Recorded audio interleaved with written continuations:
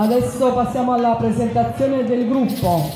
Inizio in fondo lì, al putipu, ho detto anche caccavella. Mimmo! Bravo!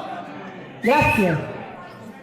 Poi, venendo verso di me, abbiamo al tamburo, tamburello, camorra, tamburello e voce, Peppe!